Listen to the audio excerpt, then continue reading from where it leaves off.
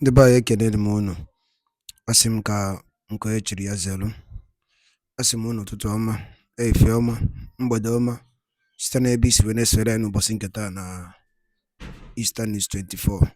Anyị si na ọ ya dịrị onye ọbụla na mma ka bụ ndị na-esore anyị n'ilu akwụkwọ n'ihe anyị na-ebe dị iche iche. N'ụbọchị nke taa anyị si na ọ ya dịrị anyị Igbo na mma na anyị yarị ka echi na echi ede agwụ agwụ. Ife anyị na-akpọ ya bụ ife wetara n'ụbọchị nke taa bụ ife anyị na-akpọ ya bụ morning tea n'ilu akwụkwọ. Ihe a bụ gbasịta maka ya bụ ihe na-eme na obodo anyị nọ n'ime ya, ana gbasịta maka nwere onwe ndị Igbo na-azọ.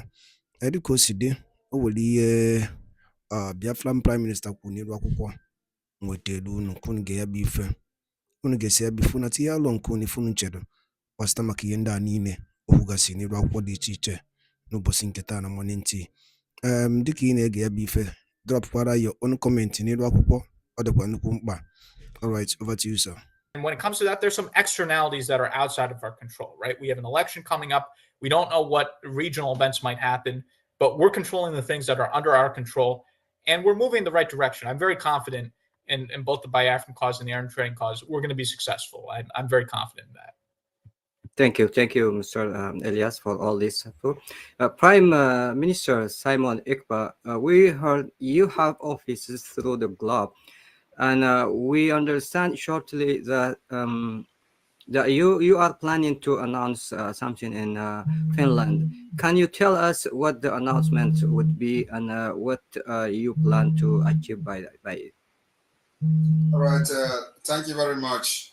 And you know, if we all can be muted, so because there are some kind of interruption that is not actually technical, you know, so if everybody can be muted so that the noise will be reduced. Yeah, thank you for that question, and thank you, Elias, for bringing up this issue of Biafra convention that is coming up in Finland, and we've have extensive discussion on that, and President Badarai as well. What we intend to do, first of all, let me make a comment on what we have in common before addressing that question. We have in common two government that has failed, failed state. There is no other way to describe this situation other than failed state. Two, we have government that are nomadic, that are practicing nomadic system. What I mean nomadic system is another word for tyranny. It's a nomadic system of government, not democratic. So there is a solution here that we are bringing to the table to bring more advanced democratic system to this both wonderful and beautiful nation, Biafra and Eritrea. That's the what we are bringing to the table. So when the state has failed, we shouldn't allow it to continue. Otherwise, the anarchy will become the norms. And we don't want that particular anarchy to continue. The Nigerian side is even more dangerous than any other part of the world. There is nothing you can't see in Nigeria. Having said that, we have decided that for the past 50 years, since after Nigeria massacred our children, up to 3 million of them, there has not been any clear pathway to exit Nigeria until now. So we decided to go into more organized liberation movement that will consolidate different mechanism, political approach, diplomatical approach, and the defense approach, which is the armed struggle approach. We didn't, carry arms in the first place. It has become necessary for us to carry arms. So what we intend to do is that we have been able to lay this particular background and structure. The formation of the Biafra government in exile has given this foundation that is needed, that was lacking for decades. So we have opened several liaison offices across the world, getting ready for the restoration of independence of Biafra after the declaration in December 2nd. So on the 29th of November, from 29th of November to 3rd of December, we are going to have the second convention of the Biafra declaration in Finland. We had the first one in 2023, October, and that where we had some adopted some kind of resolution. We had what we call the Helsinki Declaration, which is the Charter of Biafra.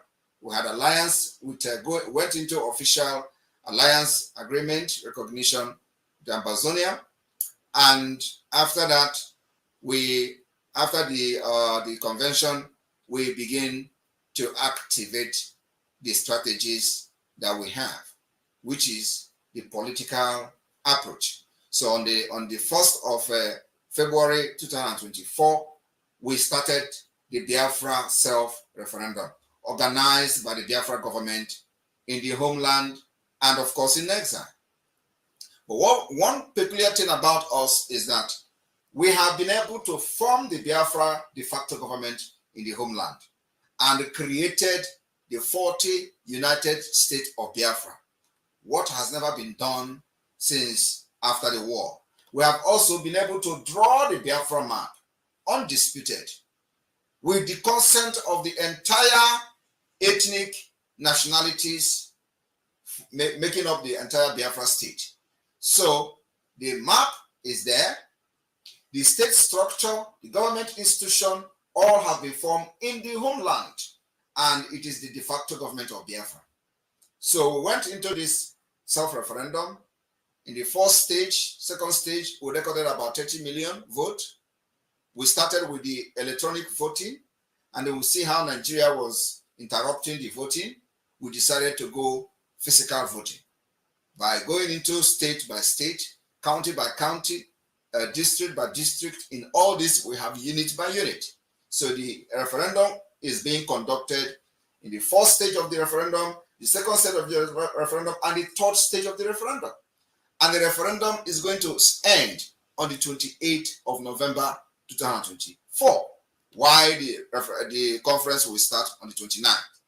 So we intend to announce the result of the referendum in Finland during the convention. We are also going to pass many resolutions and vote for it. We are expecting a reasonable number of delegates of Biafrans from all over the world to gather in Finland for this convention. And in this Finland, we will, after we have counted the number of the vote, number of the Biafrans that have given the Biafra government in exile and the homeland the mandate to declare their independence and fight for them. After we have counted this particular voting and the result will be announced. We will not only just announce the result, we will also publish every document that has to do with how the referendum was conducted for the world who care to know, those who care to know and who care to see it. And then after that, if the number of the vote is reasonable enough, the delegates that have come to Finland for this convention will vote for the approval, and on that approval, the declaration for the restoration of independent state of Biafra will follow. We are planning to issue this declaration on the 2nd December, which is the fourth day of the conference. After that, when we have done with the Finland convention, we will now begin to approach Nigeria, which we know it is just going to be for formality. They will never accept anything democratic. They are not democratic in nature. They don't know even what is democracy. They do fraud in election. They kill people to become governors. They kill to become president. So they don't know what is a democracy. So we are now providing solution from what we have learned from the West, that indeed there are ways to conduct election without people getting killed. And you need to see the videos of the referendum voting in Biafra land, where people dress and come without nobody shouting because, of course, of the security situation and threat. We can't nobody making noise. Everybody come, make your vote, write your name, put your name down, because we have the record of everyone that voted. For the 30 million, we have the record, we have their names and everything. So when this happens, after this declaration, we will approach Nigeria and the request for the approval and recognition of the self-referendum. We will also do the same thing to African Union, to ECOWAS. All these things are just for formality. These are people who they have put in those positions to hijack the system for the interest of the tyrannic system and nomadic system of government. Most of the people you have in the ECOWAS and the AU are all appointed by the Nigeria state, especially those representing them there. The same thing is applicable to Eritrea. So they are loyal to the government that appoints them. And they are there not to defend the interests of the people, but to the interests of the political party and the interests of the president that appoint them and gave them the appointment. That is why Africa is failing today. Because it is all about the interests of those who appointed you, not the interests of the country, not the interests of the citizen, not for the interests of the society. So we know that our communication will not bring anything or any change, but rather we want to do it as a formality. After that, we will continue the delegitimization of Nigeria within Biafra territory. Because the only two things we want to achieve using this process is the legitimization of the Biafra government and the delegitimization of the Nigeria government. And this is going to be the beginning of the delegitimization and the beginning of the legitimization. The legitimization will follow and come in with the pursuit for international recognition, which is going to take time, which is the reason we are here discussing today, which is the reason we are coming to in alliance with Eritrea, which is the reason now the like mind are coming together from abroad, from exile, to begin to bring change in Africa, to begin to push for a different democratic system that will benefit everyone, to bring Western civilization to Africa, where everybody can participate and voted for without getting killed. That's what the President Badran is fighting for. That's what Simon Ekpa is fighting for, and that's what everyone who is supporting this movement is fighting for. So we can have a better society to live without getting killed, without fear of getting kidnapped or abused. So after that, the delegitimization of Nigeria state will continue as we continue to push with our lobbyists in the Washington, D.C., making sure that America understands the need for Biafra to emerge as an independent state for their own interest too. It is not just about us. What we are doing now is for the interest of everybody. Nigeria continue to stay as a country is going to be a threat to everyone, every one of us, whether you like it or not. And it is already happening. And I believe that many of them who know about Nigeria knows exactly what I'm talking about. So Biafra becomes alternative to make sure that we have long-term solution to the upsurge of terrorists. And after that, the delegitimization of Nigeria continues. The fight for legitimization of the Biafra government will now take them to the second stage. Like Elias said here, we will continue to create awareness for the people in the United States, those who are in decision-making in the US, and of course in Europe as well and beyond, for them to understand that Biafra is the only alternative that will bring solution, bring peace, so that all this money they keep sending money to Africa, when Africa is actually richer than them in natural resources, but they are being mismanaged and all that. So you don't need to be sending aid to Africa. We don't need it. We don't need the aid. The aid is actually what is, making all these people to be what they are today. So we don't need those aid. Rather, we need good governance, good democracy system, a true democracy We need law and order, where the government will be held responsible when international law, international treaty is breached. Like Nigeria today, they go kidnapping, they go to Kenya to kidnap somebody, kidnap the leader of indigenous people of Biafra, and nobody has sanctioned them. Everybody is fine with it. That is not the kind of society we are fighting for. Nigeria have done this in the 80s. They went to London, to the United Kingdom, to kidnap somebody called Marudiko. And the United Kingdom jailed every one of them that are involved. Today, look at where they are. They have not jailed anybody for kidnapping their own citizen in Kenya. And not only that, even their own citizen is still languishing in the DSS dungeon in Nigeria. And there is nothing have been done. Money have changed hand. Nigeria have bribed all of them, and nobody can talk. So we are not looking for that kind of system to continue to live in that kind of system. So what we are doing is that after this Finland Convention, where a lot of things will be unveiled, in alliances will be signed and all that, we will go into the next stage. As our lobbies are educating the United States policymakers, we will be busy delegitimizing Nigeria within Biafra land until our voice is heard by the highest authority. Thank you very much. Thank you, Prime Minister, Mr. Simon.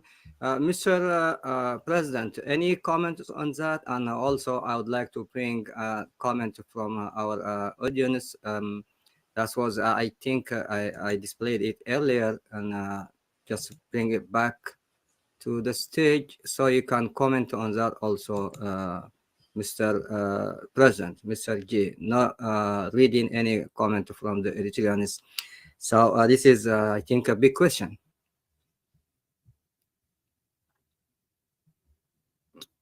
You on mute, Mr. G. You're on mute. Unmute.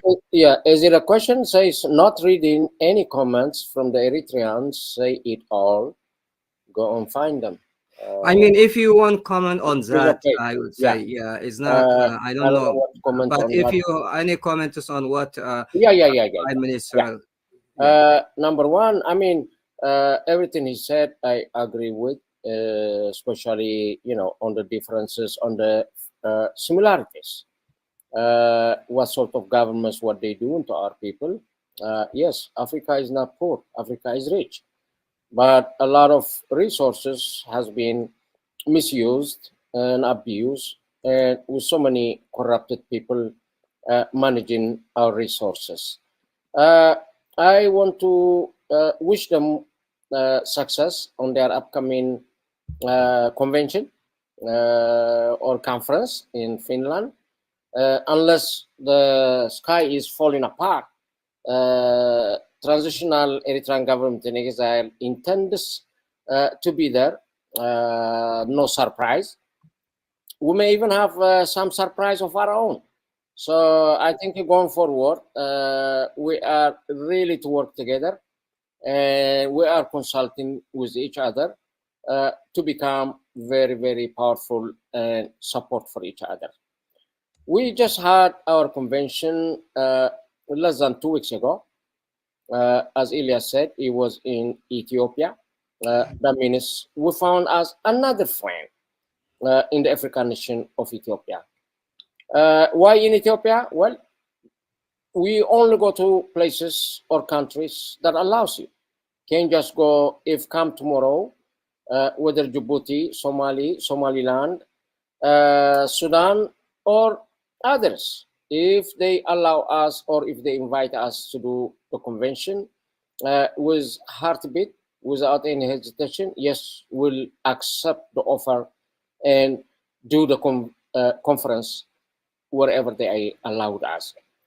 So in the conference, believe it or not, it was successful and more than what we expected. All these small factions, it is well known, our problem is our fragmentation. We fight for the same reason. Our goal is the same, but everybody trying to push the table from every different, maybe 10 angles, and the table not moving anywhere. Therefore, knowing this, those small groups, they were receptive to begin with, and we kind of consolidated to create one central command. It is amazing. This is the largest population of Eritrean youth, over 300,000. And the next one would be in Uganda. All these are victims of exodus or running from the military, lifetime militarism in other sense. So they agree. Ebe ọma na-ege ntị, daalụ nne na ụmụ ife ka unu si wee na-esoro anyị n'idu akwụkwọ na Eastern News 24 n'ụbọchị nketa anyị na-akpọ ya morning tea. Unu anụgonu ya bụ ife mgbakọrịta ụka ya bụ ife Maazị Simon Ekpa bụ Biafran Prime Minister or Biafran Public Government in exile dịka o si dị n'afọ ka o si ada n'iru akwụkwọ. Gịnị ka ị nwere ikwu gbasịta maka ya bụ ife ndị a niile kwugasị n'iru akwụkwọ dị iche iche dropụla ya on the comment section below. Ọzọ dịkwa ka ibe ya bụ na nke a bụ ụbọchị izu gị na-esorela anyị n'iru akwụkwọ, onye na-afụ ya bụ ihe onyonyo anyị kaba alụ ka ị like ya and turn on notification, share kwe ka o wetakwa ndị ọzọ ụmụnne anyị dị n'ebe dị iche iche aka. Daalụ nne na Igbo ọma na-ege ntị. Oge na-adịrị anya onye ndu ya pụta na n'ụlọ mkpọrọ. Ka emesịanụ ụmụnne m.